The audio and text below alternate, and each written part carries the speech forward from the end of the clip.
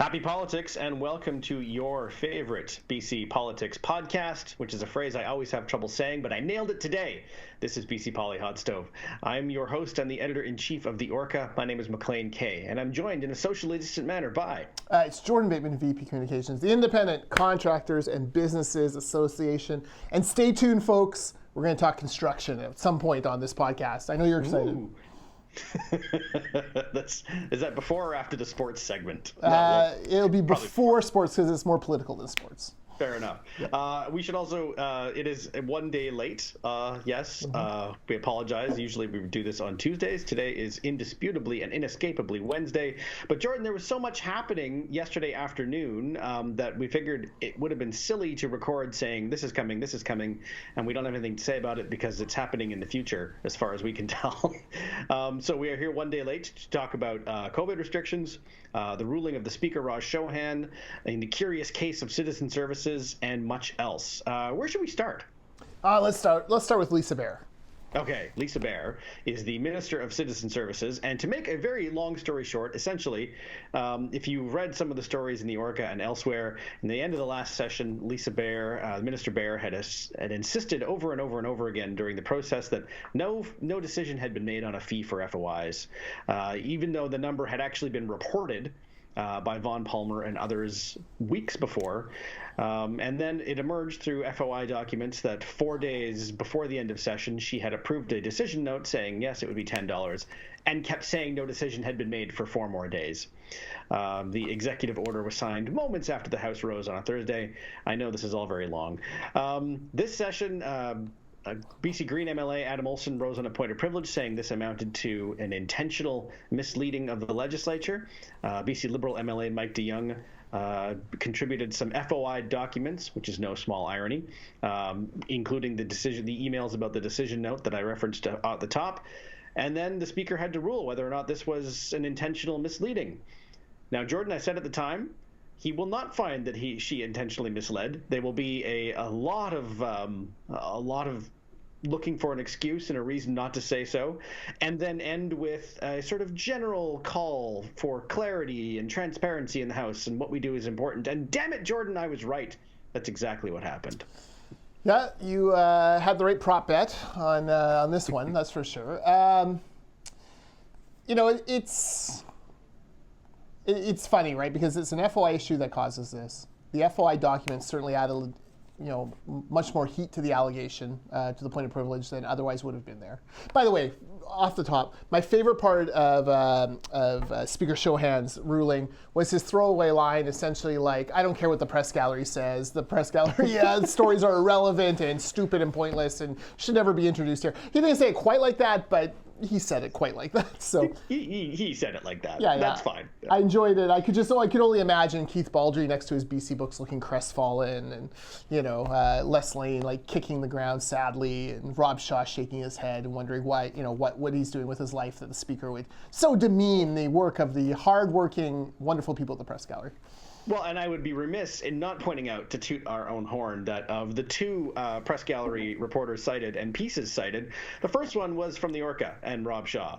So, we live and we matter, damn it. Forever enhanced. We matter. I want that on the record. I want whoever's transcribing this for the NDP cabinet ministers to make sure they note that Jordan said, we matter, and the press gallery matters as well. No. Look, so that was kind of funny. It was disappointing because it felt like there was some there, but the Speaker was really limited in what he could do to actually. Yeah. And look, Speaker Chauhan, obviously an NDPer, longtime New Democrat, not really excited to race around and kick over the beehive of his own party when it comes to integrity issues. However, it basically came down to the minister signed off on a decision note in email, but we're not allowed to know what was in the decision note because cabinet confidence. And yes. You're more familiar with the legislative side parliamentary rules. The Speaker has no right to ask for that decision note or even a recap of what was in that decision note. So essentially, the Green Party and the BC Liberal opposition took it as far as they could go, but amazingly, a little bit of subterfuge helps protect the minister who's accused of being too secretive. Yeah, I mean, you're exactly right. The emails that were presented in the FOI request referred directly to the decision note, and it was very clear from the context of the emails what was in the decision note. But yes, no, it's true. As a cabinet document, it was not included, although I am told it was specifically asked for in the FOI, and other press gallery members have now also asked for the decision note, so it'll be interesting to see in retrospect. But listen, it's clear, I think, if you are not bound by, actually having to see the cabinet document, she continued to say that no decision had been made. It was known at the time that a decision had been made. This was not revelatory. This was merely evidence, further evidence. And the fact that it was signed off moments after the House rose, and literally minutes after saying she was still listening and still consulting, we can quibble over the definition of the word deliberate, but this was very misleading and did no one in the legislature, actually that's not fair, did the government no favors. No, exactly. And I guess that's my broader question now. We have the speaker ruling, nothing's going to happen on that officially. I'm not even sure what could have happened. I'm unclear whether they would have cleaned out the legislature jail downstairs and thrown her in it for a day or something, but it seems to me that really it would just be a more like censure or shame or disrepute. The question I have is this. It's twofold. It's, number one, does this affect her standing at all with Premier John Horgan, who ultimately she serves at the pleasure of, as all cabinet ministers do, and at any time he can shuffle her out or request resignation, it's over. There's that. It's actually three things I wonder. So John Horgan. The second is, does it affect her with the next leader of the NDP party, which, there's a lot of rumors that, perhaps Premier Horgan will not lead the NDP into another election. Certainly, there's a lot of swirling organizational things going on for the Ravi Kalans, David Eby's of the world. By the way, I heard another name on that, Jennifer Whiteside as well, and maybe Jody Osborne. Anyways, is there, how does it affect her standing with that kind of next leader, next premier, NDP premier? And then the final thing is, how does it affect her with caucus? Because if you're in the backbench, and first of all, you were kind of gagged by cabinet anyways on this issue. You weren't allowed to speak on it. No NDPers other than the minister spoke in the House on this issue, correct? That is my recollection, yes. And so, despite the Liberal and Greens, basically begging any of them to speak up, looking at you, Murray Rankin, how does it affect her standing with that rest of caucus? Because if there's one thing backbenchers believe, it's that they could do a better job than 95% of the cabinet ministers. That's true. They are unified in that belief that they could be better than several of them, and being accused of misleading the House and getting off kind of on a cabinet confidentiality loophole does lend a little bit of credence to that idea. So I wonder how it affects her long term in the NDP and in the apparatus of government. Well, I think that even for, you mentioned Premier Horgan or any of his senior staff, I think they would concede quietly off the record that, whether or not she intentionally misled the House or not, none of this was handled well. The fact that there is an appearance of it and held in a widespread across the press gallery and media is bad enough. And it didn't have to be like that. I mean, we can argue that they shouldn't have done the fee at all, and I agree with that. But granting that they've made that decision, there's a way to do it that's not sloppy and doesn't make it appear like you're just, extending a giant middle finger at the opposition and all the other stakeholders here. Because that's what it looked like, again, even at the time. And so, I mean, to be doing something in such a way that you're just rubbing it in the face of the legislature, the media, everyone else who has been concerned about this issue, it was just completely and wholly unnecessary. There was no reason to do it that way. And so I think even Horgan would have to say, this did not go well. Yeah, no, exactly. One other piece, Beare serves in Maple Ridge, which is a swing riding. Yes. Certainly one of the ones that Kevin Falcon has put a big red circle around as he tries to turn the tables, turn the tide on what happened the last election. Being in cabinet is great for your re-election bid. Being in cabinet, but mainly known for being secretive, passing rules that up fees and withholding information from the general public, that is not great. And it will certainly increase the size of the target on her back in the next election. And you can bet that there are other folks in Maple Ridge. Maple Ridge was a very strong turnout for Kevin Falcon. There was some organizing going on there that hadn't happened for the BC Liberals there before. That's a riding that they will definitely target, and Lisa Beare should be starting to maybe get a little bit nervous about that. Yeah, last word on this is that there's, in our legal system, there's obviously, if you're tried for a crime, you're either found guilty or not guilty, and it's a binary thing. In the Scottish legal system, which does not translate over to Canada, there is actually 3 verdicts. There is guilty, there is not guilty, and then there's a third one that's in between called not proven. And that is often the case where the judge finds that they cannot conclusively prove that this thing happened and that person is guilty. But on the whole, it rather appears that they probably did. And so to receive a not proven verdict is, understood to mean you did this, but it can't be conclusively proven. That to me is kind of what happened here. And Raj Chauhan doesn't actually say the words not proven, but in his very lengthy ruling, he essentially says that I cannot conclusively demonstrate that this happened, but then expended a lot of time explaining why he couldn't prove it, and then sort of doing a general all sides, we should all do better. He said beforehand, the longer he talks, the more you'll feel, the more you can see, the further he had to bend backwards. I made that sound terrible, but basically, the longer he talks, the further backwards he had to bend to make it all work. Yeah. If it was completely open and shut that, no, of course she didn't intentionally mislead the House, he would have spoken for 3 minutes. And then, told Adam Olsen and Mike DeYoung, don't waste my time again. That's not what happened. Yeah. Yeah, no, you're exactly right. And the issue, though, is dead in the eyes, I imagine, of Olsen and the BC Liberals. There's nothing else you can do unless a decision note comes forward showing that she misled the House, in which case then she would have misled the House twice. So she'll get twice the non-existent penalty. I submit, Jordan, that will not happen, and that decision note will never see the light of day. Someday, 50 years from now, it'll be released by some other government, as old documents are from time to time. And Vaughn Palmer will be 120 years old, and he will write the piece saying, "I knew it. I can prove it now." It'll be great. Yep. No, you're right. I mean, and again, if you're wondering why we're hanging on this issue, the point is it didn't have to be like this. If you decide to have a $10 fee on FOI, then just put the bloody $10 fee on the FOI and live with the decision, because you've obviously made it anyway. Yeah. This was just the worst of both worlds. Anyway, I digress. All right.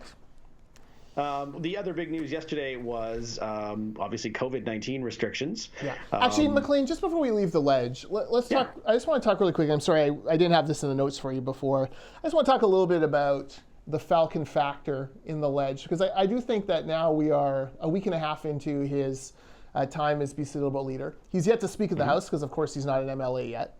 And yet there does seem to be a strong shift in the BC Liberal energy and tactics.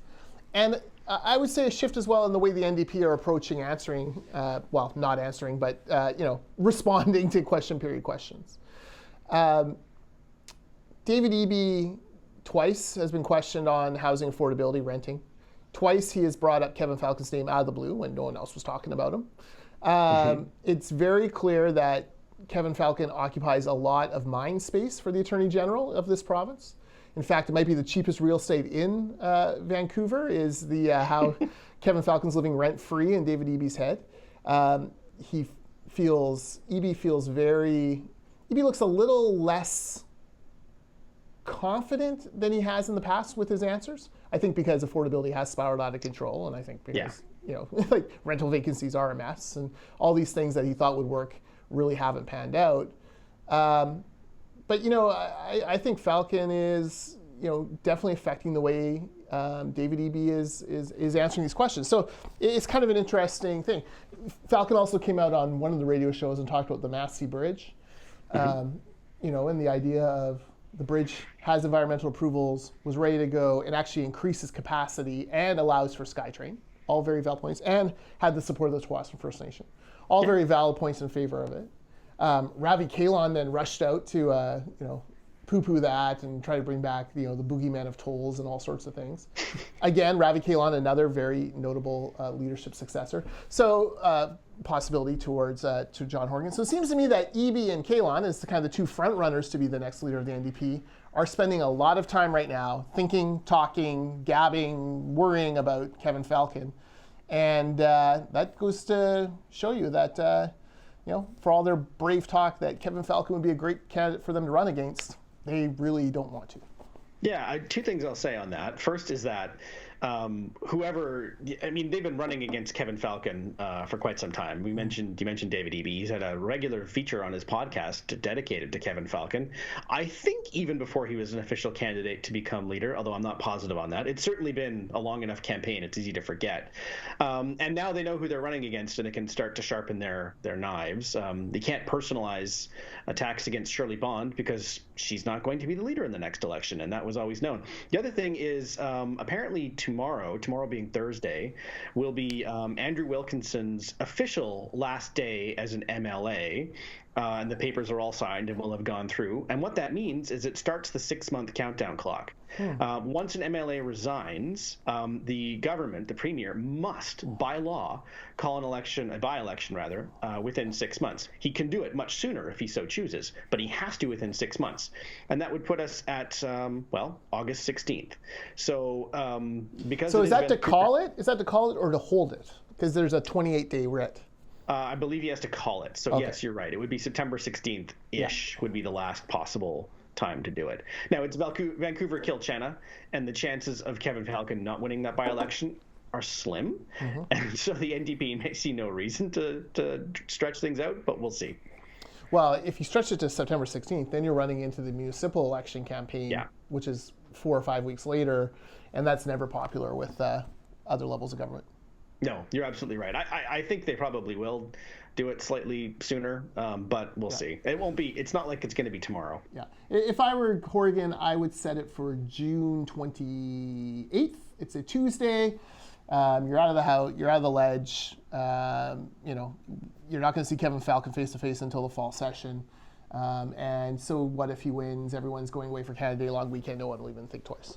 Yeah, no, I agree. If this was a different seat where it might actually be competitive, but I mean, for those of you who don't know, Vancouver Kilchenna is one of those seats that is, decided the moment the election is called. There are several of these seats on both sides. The NDP have quite a few as well. I don't have the numbers in front of me, but it is a very comfortable BC Liberal seat, and Kevin Falcon is lucky to inherit it.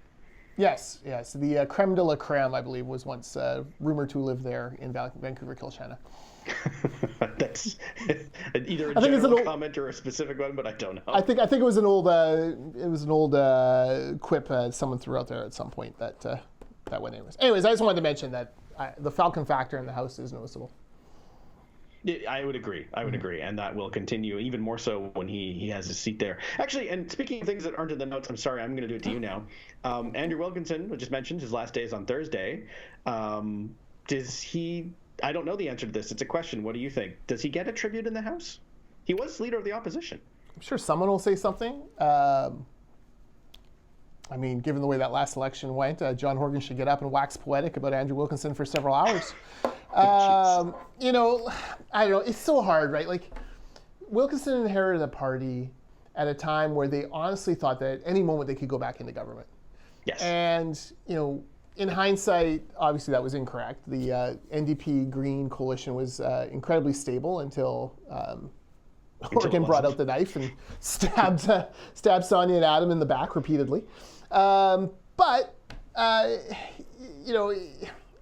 It was a party that had trouble entering the 5 stages of grief. There was a lot of denial in those early days about where the BC Liberals were at. It set back the rebuilding cycle by 2 or 3 years, probably.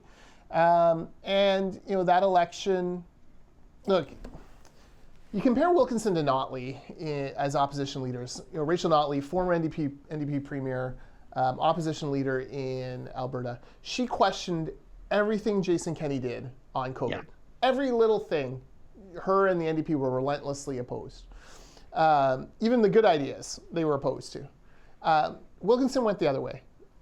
He said, no, Wilkinson, trained medical doctor. I think the do no harm oath in ringing in his ears led the BC Liberals, and they went along with almost everything that the NDP suggested on the COVID regulations. Certainly the fan mail for Adrian Dix and Dr. Bonney at times from caucus was very evident.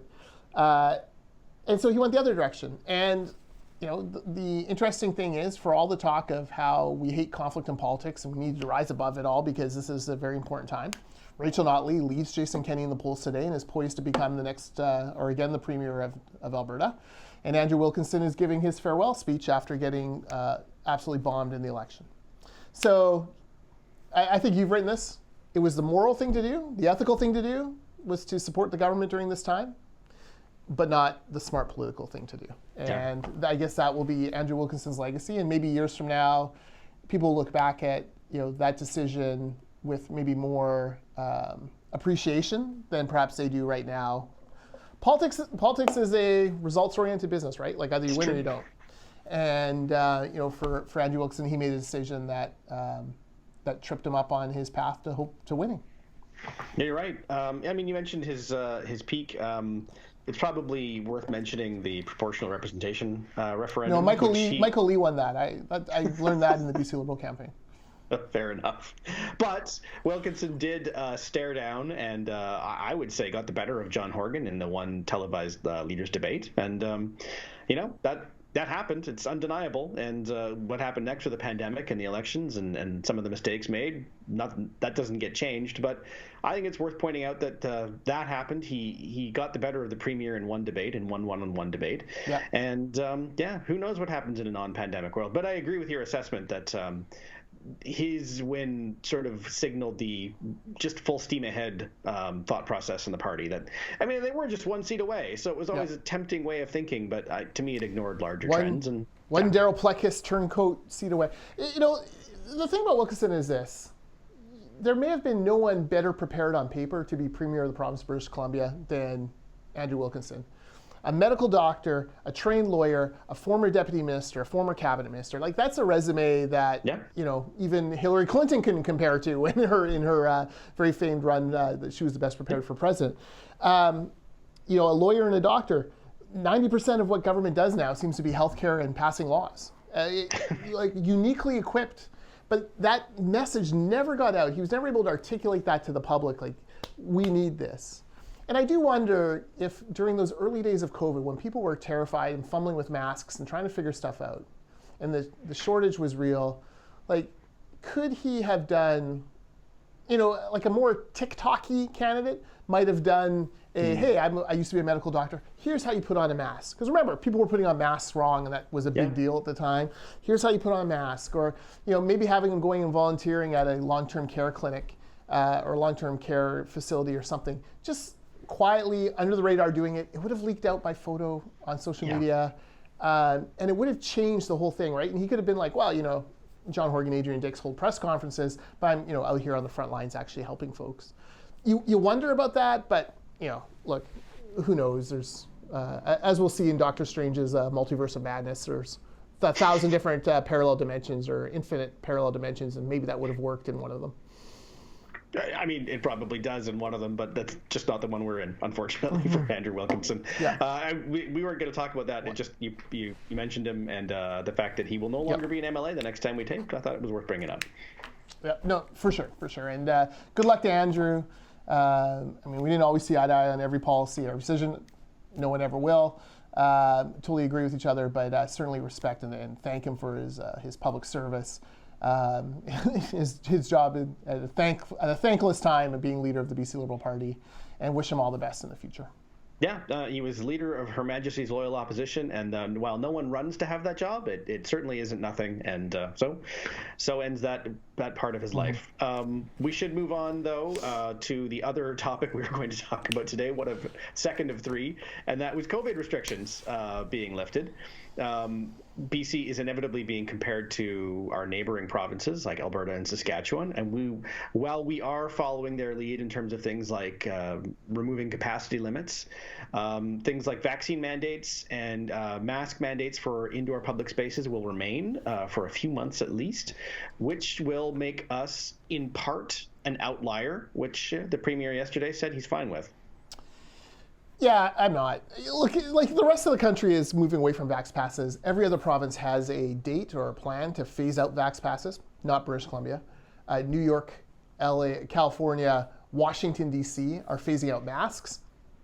So, like very liberal blue states have been very careful on COVID restrictions. They're phasing out masks. We're not doing that. What I'm astonished by is two things, Maclean. Number one, that they're only going to review this once a month. Like, oh, the next one's coming, what was it, basically right before St. Patrick's Day. Well, why? Like, review it every day. Review it every week. Like, find out, why are you punting this for a month unless it's just to try to distract us and not get bothered by having the press gallery ask the question over and over again? Like, when are you changing these things? That's the first piece. The second piece is, it is odd to me that a provincial health officer who for so long poo-pooed masks, resisted them, didn't want the mandate, was basically dragged by public opinion and the actions of other provinces into having a mask mandate, and correct me if I'm wrong on that, but that's my perception of Dr. Bonnie's record on masks, is now clinging to them like there's some sort of panacea that's protecting us. I don't get that. I think the same is same for Vax passes. She did not seem to really, early on, Vax passes did not seem to be of much interest to her. I think, frankly, Vax passes have exceeded now their usefulness. The point of the Vax pass wasn't to make you and I feel safe we were in a building. The point of the Vax pass was to get the 15% of the time or 20% of the time who didn't have vaccinations to get vaccinated. Yeah. And now the numbers are creeping up very, very slowly because we're at 92% or something of British Columbians have had their vaccination. Guess what? It's pointless now to keep it. The vast majority have the vaccinations. What's the value of it now? I agree with that completely, in that the vaccine pass actually was smart policy to encourage people to, you miss going to Boston Pizza? Well, here's how you can do it, that kind of thing. But, you mentioned 92% vaccination.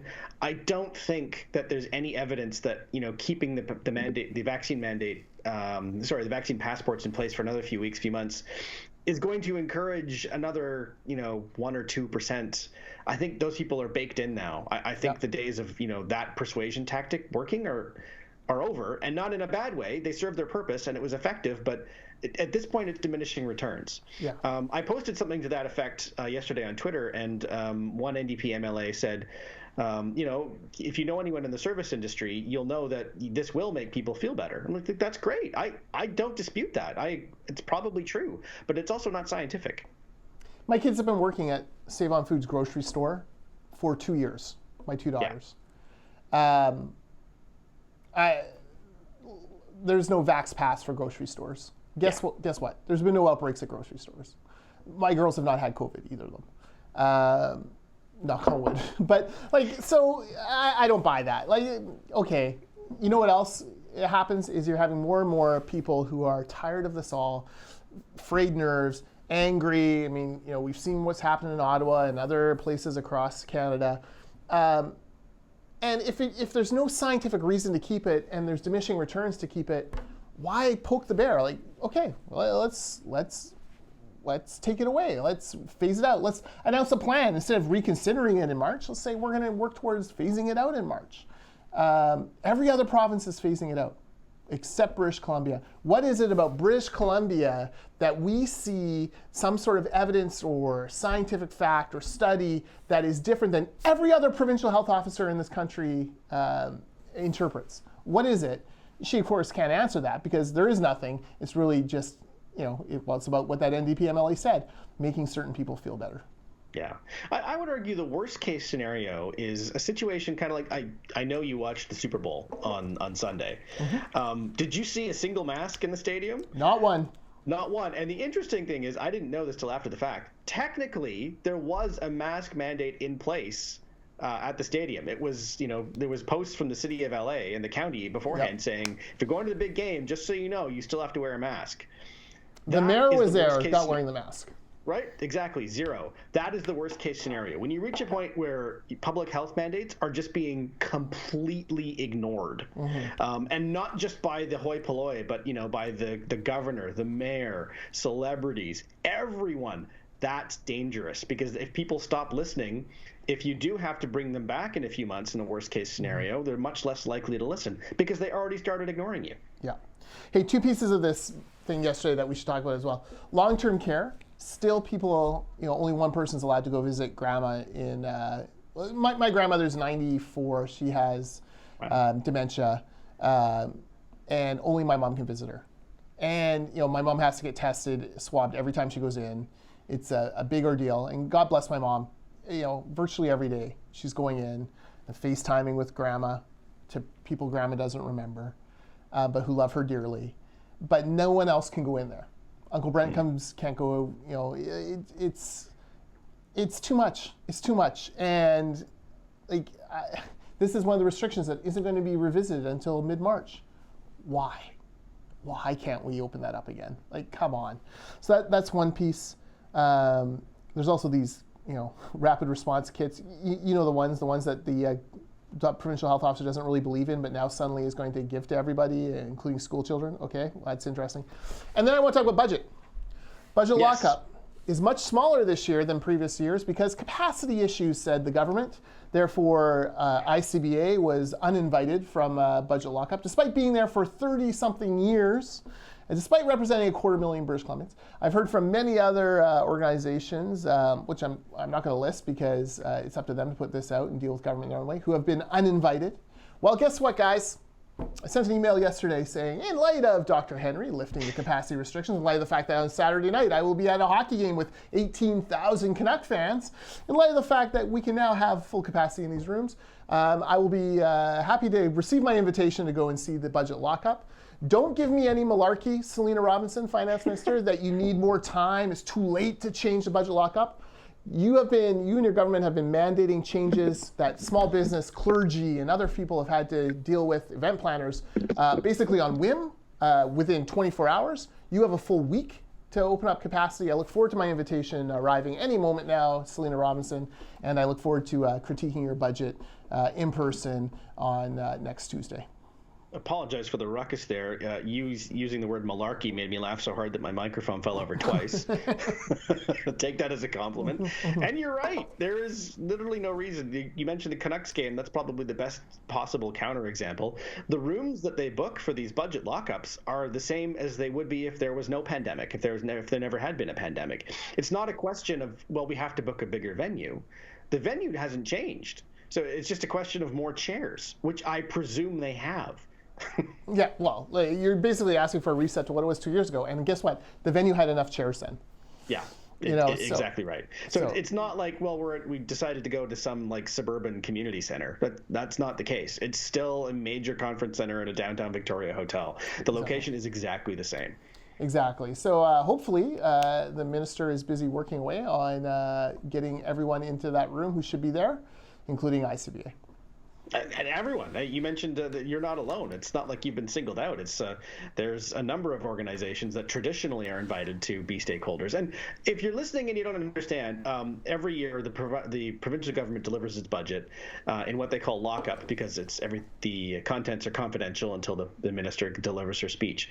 The budget is shared with registered journalists, the opposition caucuses, and relevant stakeholders, which have included groups like the ICBA, but also, I could go on, the truck loggers, the Broadband Institute, various... BC Federation of Labor, 15 different unions, Generation Screwed, Canadian Taxpayers Federation, the Mining Association.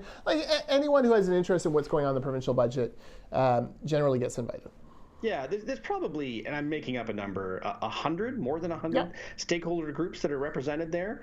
And this is, again, normal because they're directly affected by the provincial budget. And they want to have their chance to read what's in it and then talk to the journalists afterwards and say, well, I think this is a great budget for this reasons, or I think this is a terrible budget for these reasons.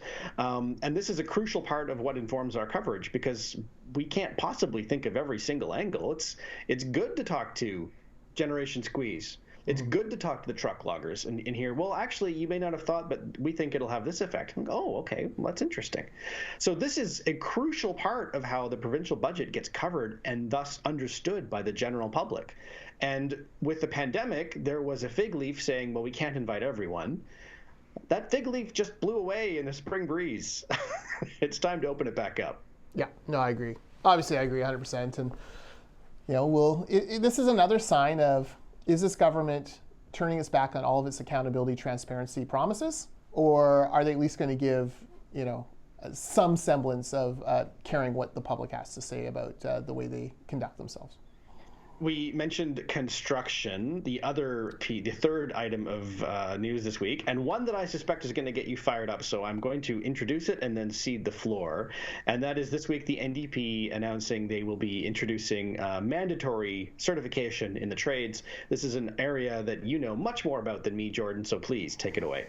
Yeah, we're going back to the 1970s. Maclean, the Packers sucked back then, so did the Broncos. But anyways, That's true. And the NDP are going back to 1970s failed labor policy in order to try to make something happen.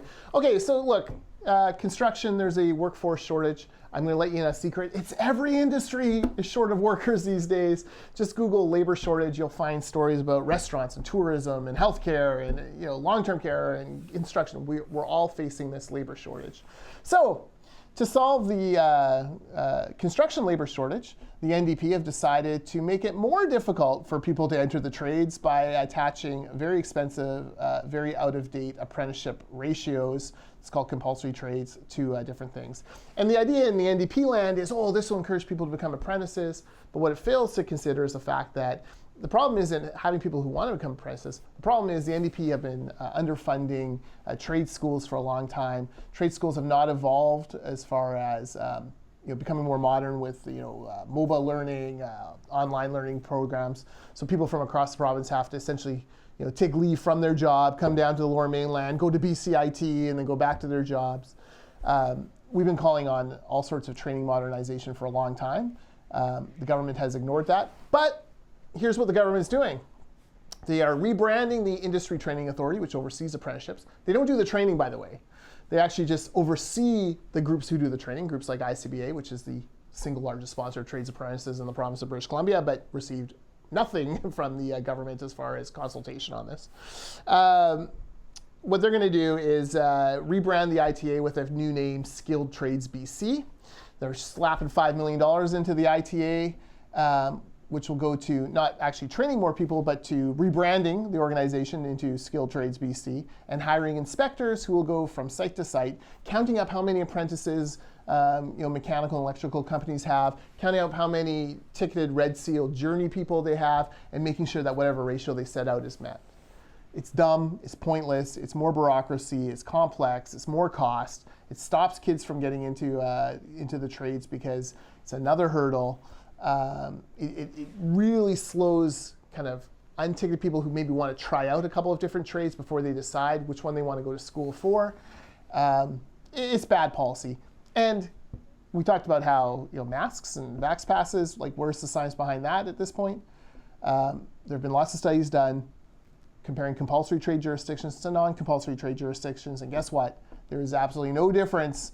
Compulsory trades do not add a single apprentice, does not add any better outcomes. There's nothing that kind of happens because of it. It's just an old NDP ideological thing, born out of their very close relationship to the building trades unions. And now they're going to foist it on an industry that doesn't want it, doesn't need it, and is instead looking for the NDP to modernize training. And what I'm getting from that is that you're against us. We are opposed here at ICBA. And look, we're opposed because we go out and talk to families and to young workers about the trades, and we sell them on the ideas of if you're an entrepreneur and you're good with your hands, you can make a lot of money in the trades. Come, apprentice, get your ticket, work with a company for 10 years. Year 11, you can strike out on your own, start your own company. Year 20, you're employing a bunch of people, you're making a lot of money. If you're an entrepreneur, the trades are an incredible, incredible opportunity to you. Forget your liberal arts degrees. Go to trade schools. That is where you have money. You'll find money and opportunity and all of this. We also talk about how there's a great work-life balance now that's emerged in construction because the construction labor market is tight. Construction companies have changed the way that they recruit workers, the things they offer them.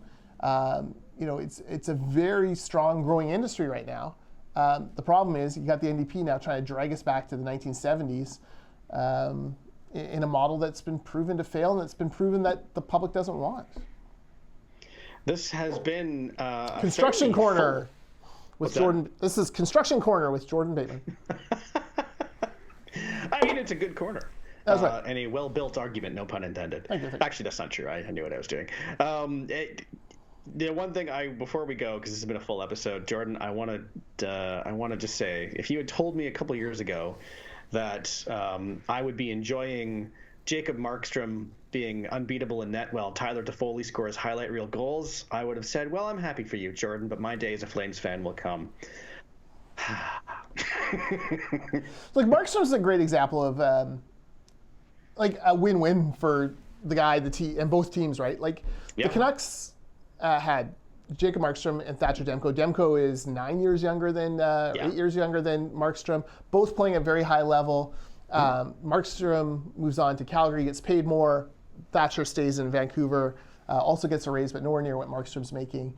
And, you know, frankly, the prime years are ahead of him. Look, I'm not going to quibble with Markstrom. He's single-handedly keeping my fantasy hockey team in this thing. So I appreciate that. Toffoli, of course, will arrive in Vancouver at some point here with the Flames and score 5 goals in the game, because that's what Toffoli does. He tortures the Canucks. He's a guy that Jim Benning should never let get away. But, you know, we fired Jim Benning, so the rebuild is on, and we just look forward. 5, 6, 7, 12 years down the road, we'll be competitive again in Vancouver, I'm sure.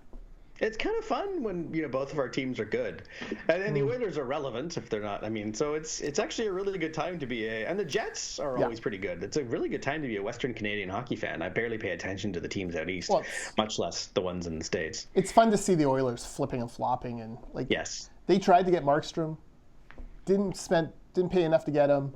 Markstrom, and let's not forget, Markstrom took a buddy with him over to Calgary. Chris Tanev, one of the great defensive defensemen in his generation. Total underrated player. But you put Chris Tanev on the ice, you don't have to worry for 25 minutes. That's true. Yeah, it's been fun being a Flames fan so far this year.